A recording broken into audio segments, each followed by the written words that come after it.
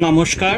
Ramakrishna TV YouTube চ্যানেলের পক্ষ থেকে সকল মা, বাবা, দাদু, দিদা, ঠাকুমা, ঠাকুর দাদা, দাদা, দিদি, ছোট ছোট ভাই বোনদের জানাই অনেক অনেক ভালোবাসা, প্রীতি ও আন্তরিক শুভেচ্ছা। সবাই ভালো আছেন, ভালো থাকবেন। আমি আবারও চলে এসেছি শ্রী শ্রী রামকৃষ্ণ মিশনের স্বামী লোকেশ্বরানন্দ মহারাজের সম্পাদিত শতরূপে সারদা সম্পর্কে আলোচনা করতে। আমরা আলোচনায় ছিলাম মাতৃ সমীপে অধ্যায় প্রথম ভাগ অংশে। এবং একটাই কথা বলবো, যারা যারা আমার শতরূপে সারদার সম্পর্কে আলোচনার ভিডিও বা এপিসোডগুলি দেখা মিস করেছেন, অবশ্যই আমার রামাকৃষ্ণ টিভি ইউটিউব চ্যানেল শতরূপে সারদা প্লেলিস্টে যাবেন, তো আপনারা আগের ভিডিও বা এপিসোডগুলো দেখে নিতে পারবেন। আজকে আমরা আলোচনা করব মাতৃ সমীপে অধ্যায় থেকে দ্বিতীয় ভাগ অংশ। একবার জয়রামবাটিতে মায়ের জন্মদিনে ভক্তগণের ইচ্ছা হলো মা প্রথমে খাবেন, সন্তানেরা পরে প্রসাদ পাবে। একজনের উৎসাহ বেশি, অগ্রণী হয়ে মাকে এই আকাঙ্ক্ষার কথা জানালো। মা আজ আর কোনো আপত্তি করলেন না, নীরবে সায় দিলেন। ঠাকুরের ভোগের পর থালায় সমস্ত প্রসাদী দ্রব্য সাজিয়ে দিয়ে আসনের সম্মুখে রেখে তাকে ডাকলে তিনি ধীরে ধীরে যন্ত্রচালিতের মতো আসনে গিয়ে বসলেন। করুণাপূর্ণ দৃষ্টিতে সমস্ত দ্রব্য দেখলেন, এটা ওটা একটু আধটু মুখে দিলেন। তারপর সামনে যে সন্তানটি ছিল তার মুখের দিকে চেয়ে অতি কাতর ভাবে বললেন, ছেলেদের খাওয়ার আগে গলার নিচে যায় না, তাড়াতাড়ি তোমাদের খাবার ব্যবস্থা করো। এই বলেই হাত মুখ ধুয়ে উঠে পড়লেন এবং নিজের ঘরে এসে দরজার গোড়ায় ছেলেদের খাওয়া দেখতে বসলেন। সব ব্যবস্থাই ঠিক ছিল। মুহূর্তের মধ্যেই ছেলেরা খেতে বসলো। মায়ের প্রাণ ঠান্ডা হলো। যে আহামক সন্তান অগ্রণী হয়ে মাকে আজ আগে খেতে রাজি করিয়েছিল এবং বিশেষ আত্মপ্রসাদ লাভ করেছিল, এতক্ষণে তার হুঁশ হলো। তাই তো, কি কাজ করলাম? আজ মায়ের খাবার নষ্ট করলাম। প্রতিদিনের মতো ছেলেদের খাবার ব্যবস্থা আগে করে পরে মেয়েদের সঙ্গে তাকে বসালেই তো ভালো হতো। তিনি নিশ্চিত হয়ে স্বস্তিতে খেতে পারতেন। হায় ঐশ্বর্যের দাস আমরা, এই মাধুর্য লীলার কথা কি করে বুঝবো? তাকে ঠাকুর দেবতা সাজিয়ে পূজা ভোগ রাগের ব্যবস্থা করে নিজেদের ঐশ্বর্য লিপ্সার রসাস্বাদন করি, কিন্তু তিনি সমস্ত ঐশ্বর্যের আবরণ ভেদ করে শুদ্ধ মাধুর্যময় মানুষ শরীর ধারণ করেছেন। আমাদের মা হয়ে এসেছেন তার স্নেহামৃত পান করবার জন্য। এ কথা আমরা বিশ্বাস করতেও বুঝতে পারলাম কই? সন্তানদের সুখ স্বাচ্ছন্দ্যের দিকে ছিল মায়ের তীক্ষ্ণ দৃষ্টি। ছেলেদের শুকনো মুখ, দিন বেশি ক্ষীণ শরীর মা দেখতে পারতেন না।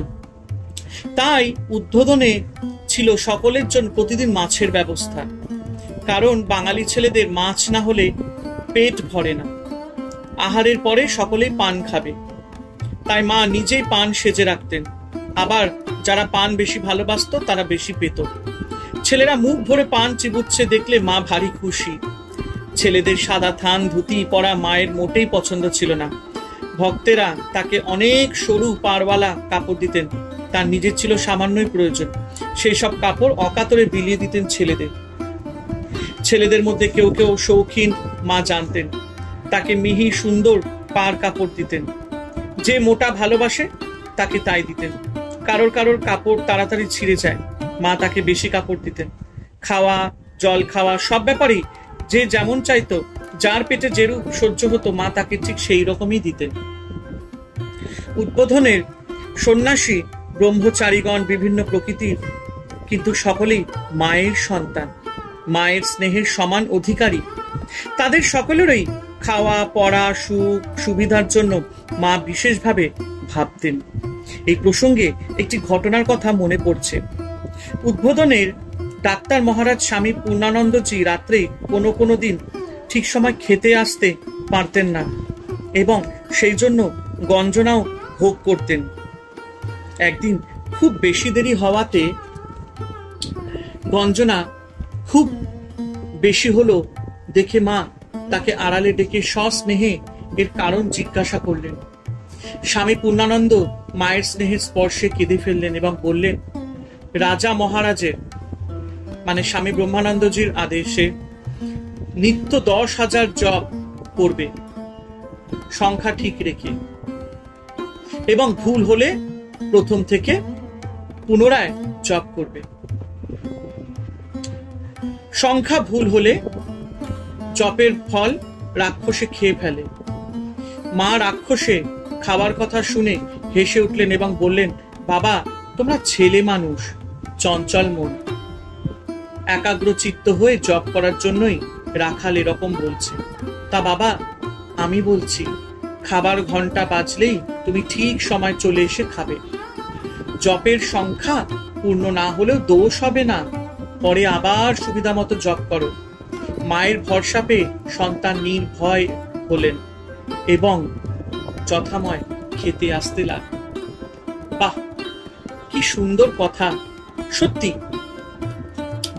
মায়ের এই কথা শুনলে কি বলবো, মানে মনটা একদম খুশিতে ভরে যায়। আশা করি আপনাদেরও ভালো লেগেছে। মায়ের কথা কে না শুনতে ভালোবাসে?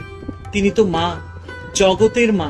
তাই তো আমরা সবাই বলি তিনি সতেরও মা, অসতেরও মা, তিনি জগতের মা।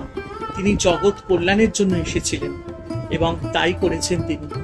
তাই জন্য সবাই এই ভিডিওটি শেষ হওয়ার আগে শারদা মাকে প্রণাম জানাবেন এবং তার কাছে অবশ্যই আপনারা প্রার্থনা করবেন যাতে আমরা তার সন্তান যাতে ভালো থাকি, সুস্থ থাকি এবং আমরা যাতে আধ্যাত্মিক জীবনে ঈশ্বরের প্রতি যাতে ভালোবাসা আমাদের জীবনে যাতে আমাদের মনে যাতে ঈশ্বরের প্রতি ভালোবাসা, শ্রদ্ধা, সেবা যাতে বজায় রাখি, বজায় থাকি। সবাই ভালো থাকবেন, আনন্দে থাকবেন আর রামাকৃষ্ণা টিভি ইউটিউব চ্যানেলকে এভাবেই ভালোবাসা দিতে থাকবেন। আমি সবসময় চেষ্টা করি এই চ্যানেলের মাধ্যমে ভালো কিছু দেখানোর, ভালো কিছু বলার, এবং আমি প্রত্যেককেই বলি যে আমি কোনো জ্ঞানীগুণী মানুষ নই, আমি কোনো ঠাকুরমশাই নই, কোনো জ্যোতিষী নই, কোনো তান্ত্রিক নই। আমি একজন সাধারণ পাতি বাঙালি ঘরের ছেলে।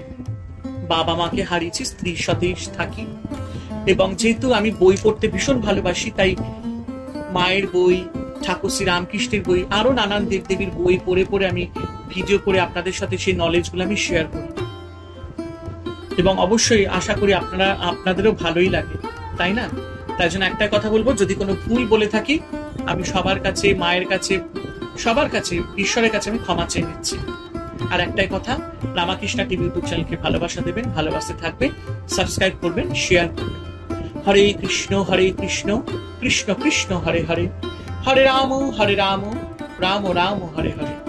জয় শিব শম্ভু, জয় দেবী দুর্গা দুর্গতি নাশিনী, জয় মা কালী।